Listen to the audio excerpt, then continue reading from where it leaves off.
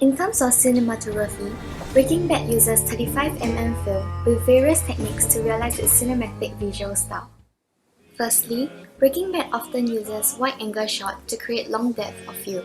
It enhances the coverage of establishing shot of the environment to improve the appeal of images. Like in The Godfather 1972, wide-angle shot also exaggerates the distance between characters and background to develop the visual storytelling. Secondly, it relies on a low-light cinematography. Breaking Bad achieves a high contrast to build an amber yellow look of characters, which is obviously influenced by The Godfather. It is helpful in building round characters with complex inner activities and set the suspense to pave further narrative. Finally, simple but powerful camera angle and movement are also effective. The motivated movement brings new dimension and depth to the pivotal scene, while weird and creative camera angles adds interest to the image and renders the atmosphere of the plot.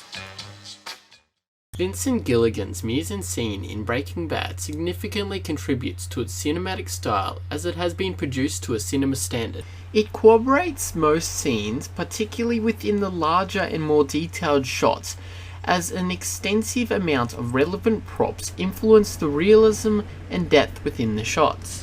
Lighting was also crucial to these shots, as soft lighting is regularly used on the main aspects of the shot, with backlighting behind them and any other relevant background information and characters.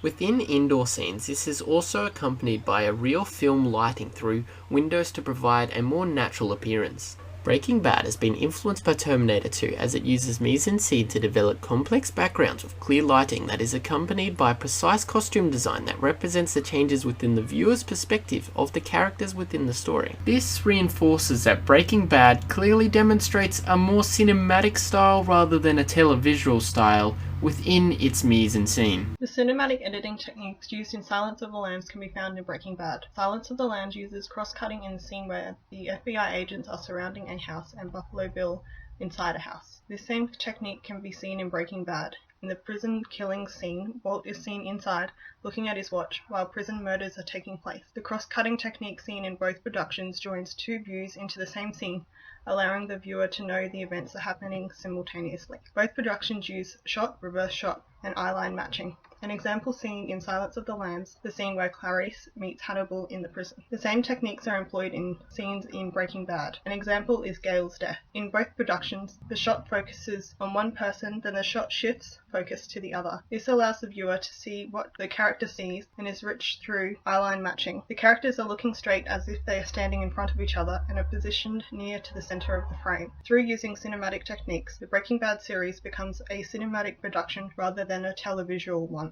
The sound design in Breaking Bad and Once Upon a Time in the West, a 1969 somber western film, share key similarities that contributed to cinematic elements relating to stylistic and production choices for sound. In the opening scene of the film, the key character Harmonica arrives at the train station when he surprises three men sent to kill him. The narrative is accompanied by the grinding sound of the train leaving the platform and the piercingly loud sounds of discordant harmonica tone, which signifies the unnoticed arrival of harmonica on the far side of the train tracks.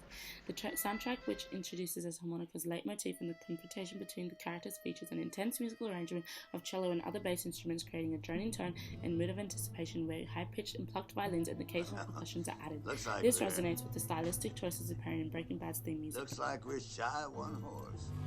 Minimum sound is used to create powerful dramatic tension, which is evident in the episode ABQ, where the symbolic pink bear is featured at the beginning to establish the significance of the plane crash above Walter White's home.